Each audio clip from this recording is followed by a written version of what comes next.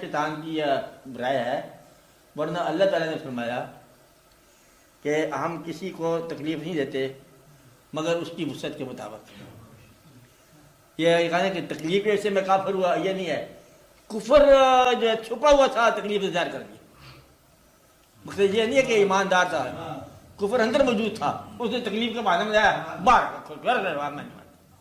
اصل میں اندر تھا اس کے۔ تو کفر جو ہے نا یہ اندر موجود تھا، جس کے اوپر اس نے اسلام کا لبادہ منافق تھا۔ تو شیطان نے سکھا کے دیکھا، ہم نے اللہ تعالیٰ کو پکارا، ہم نے نمازیں پڑھی، عبادتیں کی، روزے رکھے، پھر ہمارے ساتھ وہی ہوتا رہا جو کچھ ہوتا رہا۔ یہ کیا ہے؟ جس مسلمان کو دیکھتے ہیں مطلب سارے پریشان ہیں۔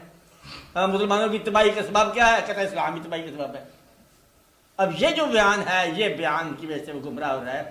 تم نے اگر مانا ہوا اللہ تعالیٰ کو تو پھر مانا ہوا ہے۔ باپ کو تم نے باپ مان لیا ہے تو پھر روز اس کا انٹرویو نہ کرو کہ آپ اپنی کوالیفیکیشن بتاؤ، آپ اپنے ابا جان کا نام بتاؤ، آپ کے پاس پیسے کتنے ہوتے ہیں، آپ نے ہمارے ساتھ کل کیا سلوک کیا، پھر ہمارے ابا بنے ہوئے ہو، آپ کو خیال ہونا چاہیے ہماری ماں آپ سے خفا ہے، ہماری بہن بھائی آپ سے خفا ہے، پھر تم باپ بنتا ہوا نہ۔ باپ ہے پس باپ۔ اب اس کے بدلے میں یہ پینٹ پڑ تم نے نہیں کرنی، وہ مالک ہے، باپ مالک ہو چکا ہے اور تم اس کی ملکیت ہو چکے ہو۔ اللہ کو تم نے انٹرویو نہیں کرنا ہے، اللہ نے تم سے پوچھنا ہے کمان۔ اللہ تعالیٰ نے کہا کہ یہ یاد رکھو کہ مجھ سے نہیں پوچھا جائے گا کہ میں نے کیا کیا، میں ہی تم سے پوچھنے والا ہوں کہ تم نے یہ کام کیوں کیا۔ بل ہم یسألون، بلکہ وہی پوچھے جائیں گے۔ یہ تو بہت آسان سی بات ہے کہ کفر جو ہے نا اندر موجود تھا، اللہ تعالیٰ کیوں کافر بنائے گا؟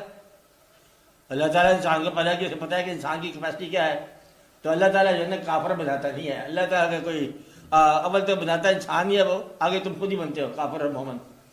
لیکن اللہ تعالیٰ جو ہے تمہارے مومن ہونے میں مدد کرتا ہے، اور یہ اس کے بدلے میں مدد کرتا ہے تمہارا میلان ہونا چاہیے ایمان۔ تو ایمان تم کہتے ہو کہ ہمارے پاس تھوڑا ایمان تھا، حالات کی نظر ہو گیا، تو پھر حالات کی نظر ہو گیا، کہتے ہم تھوڑا ایمان تھا، ہم دوزخ میں آ گئے، پھر چلے جاؤ دوزخ میں قبول کر لو۔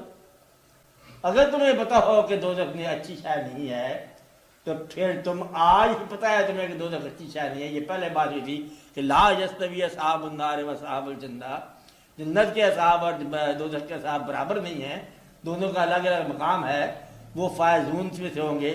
تو پھر تمہیں ابھی سے کچھ تجارت کرنا چاہیے۔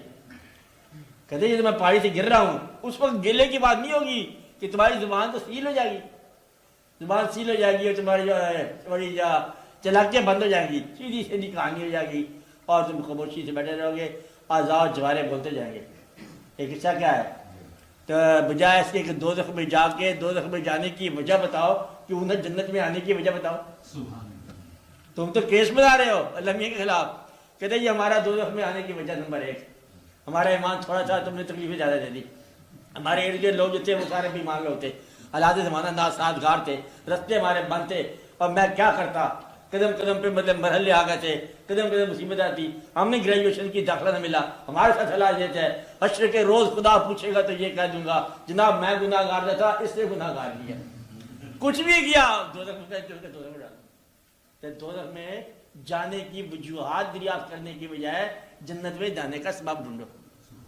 اس لیے اس کا کیس نہ بنا کر جنت میں جانے کی راہ کیا ہے وہ دیکھ، تو پازیٹیو ہو جاؤ، پازیٹیو سوچو، پازیٹیو، نیگیٹو مت سوچو۔ اگر تم پازیٹیو سوچ میں پڑ گئے تو تمہارے حالات میں تو ہو جائیں گے کہ جو وجوہات ہیں دوزخ میں جانے والوں کی وہ جانے میں کام نہ لیں۔ ہمیں تو کوئی راستہ ملنا چاہیے بدلے میں ادھر سے جنت میں جانے کا، اور جنت میں جانے والوں کا ساتھ